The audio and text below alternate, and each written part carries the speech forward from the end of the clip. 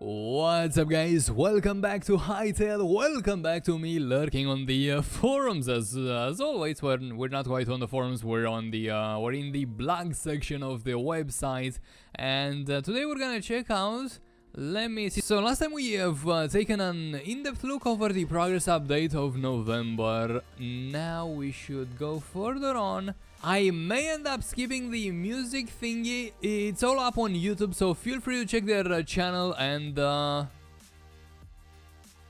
wait a minute, this actually has. So I think I'm actually gonna skip past this just to see if there's anything I may have missed. Otherwise, so main topic of this article is basically the release of 4 new tracks from the Hytale soundtrack, right? Which are all up on Hytale's YouTube. Look at that! There's some reindeer in the background, or not, just deer, I suppose, right? Are those planes flying over? No, this is just birds flying in formation. How nice! Right there, behind the work in progress text. Otherwise, I don't think I'm missing it. Oh no, there's something. There's another thing in here. Not sure if I can enlarge this or not for you to better see. But if you spotted, there's someone in the tree. I'm not sure how he sits there, but oh well, it's definitely in the tree. I can't even tell what race it is. Could have. Nah, it's not a. It's, oh my god, it's a bird, dude. So that's a branch or a nest rather. From this angle, and since it's so tiny, it can be mistaken for a man with a mohawk that's heavily tanned, with a blonde goatee, having his arms crossed. Yeah, my imagination is definitely running wild. So are the animals in this picture. They are all wild animals. No sign of anything else. Let me check the other picture in here, or rather click. That's a fox warrior or something. That seems to be guarding like an entrance to a valley. It's a canyon type of formation, but it's definitely got some torches down there. Which means this area is most likely occupied by this guy's race. I would only assume. Ancient Tombs is the next track. What can... Oh wow, look at the door. That's one beautiful... Wow, look at that. It's pretty dope. There's one beautiful dungeon entrance right there. It's a last temple actually. And you may hear this track upon approaching it. Cool stuff. Snowfall is the final one. Let's check the clip in here.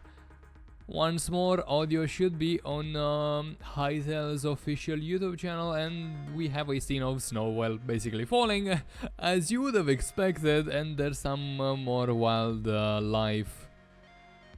Signs of wildlife going in the background. Right, so that's pretty much it with this article. This was a little bit off topic, but I wanted to check this out myself. It was a first look. Now let's get into the main topic of today's video, which is the Hytale graphics update. This is quite a big article, so here we go. I'm gonna start by reading their intro, which is quite interesting. So they say Hytale is based on a custom engine that has been built from scratch over the last 4 years. This year, our engine developers have continued to upgrade our technology with new features, including real-time shadows, which is basically the main highlight of this article, along some other small additions, water, or rather improved water effects and bloom, and a host of improvements to rendering and particle effects. In this post, they say we're gonna showcase these changes and then show you how it all comes together in a gameplay clip. Finally, I'm actually eager to see that one. They continue mentioning how all these new changes have been efficiently implemented, so that no matter how low end your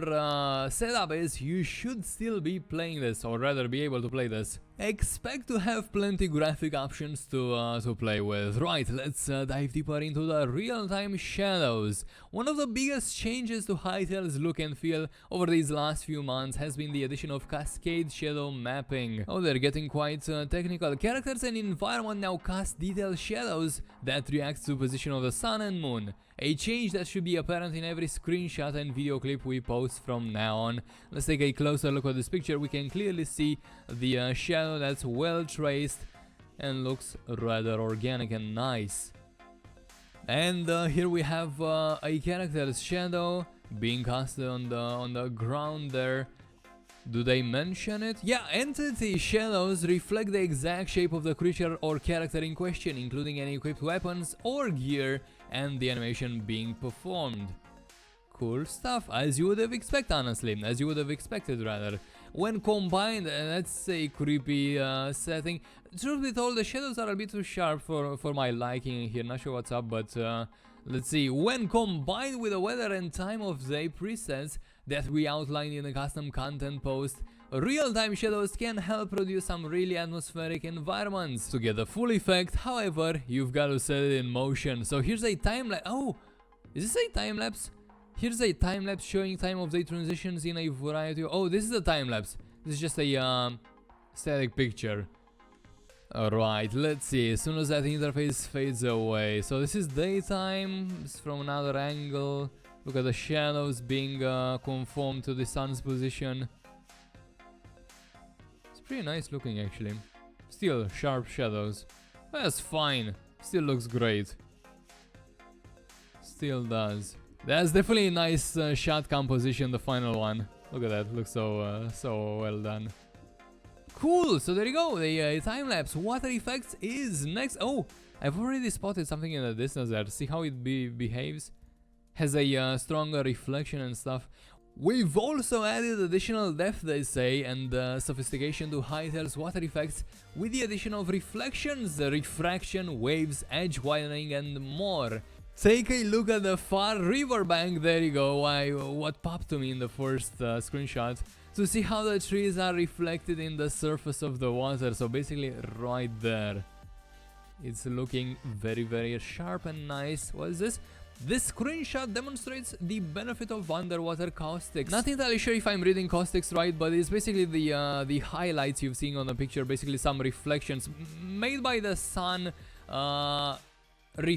sun's refraction in the water, should you say it like that? Anyway, which have helped to create a more immersive effect while exploring beneath the waves. We're continuing to work on our water tech. These effects are only going to improve between now and the launch. Well, looking forward to seeing that.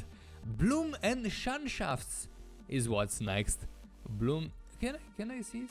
Well, yeah, you can definitely see the light rays traveling through the foliage here, through the leaves. See how this is lighter, this is darker, depending on the volume of the leaves and how the sun goes through them. I guess that's the main gist of this, but let's just read the text. Bloom and sunshaft effects are another immersion boosting addition that help bring Hytale's environments to life. In the shot above you can see both effects most clearly in the area around the bison's horns, so right there you can see some bloom trace.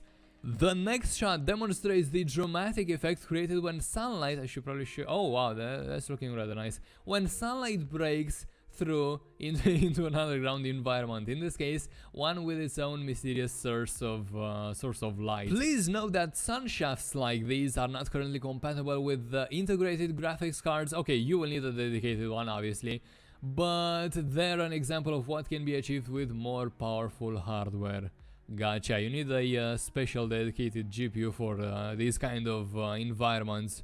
Right, other improvements, we haven't stopped there, they say. We've also continued to work on particle effects, revamped a huge number of textures and improved screen space, ambient occlusion to create stronger sense of definition around objects. Basically, from my knowledge, what ambient occlusion does is creating, whenever you see an edge, it's gonna add some light effects to it, in this case some shadow effects to them, so they pop better. These changes are hard to demonstrate individually, so instead here's a series of shots demonstrating the effect that these engine improvements have when taken all together. First, a pair of adventurers go for a walk in Zone 3. And this is interesting, I kind of forgot what Zone 3 consisted of. I can definitely see some snowy chunks.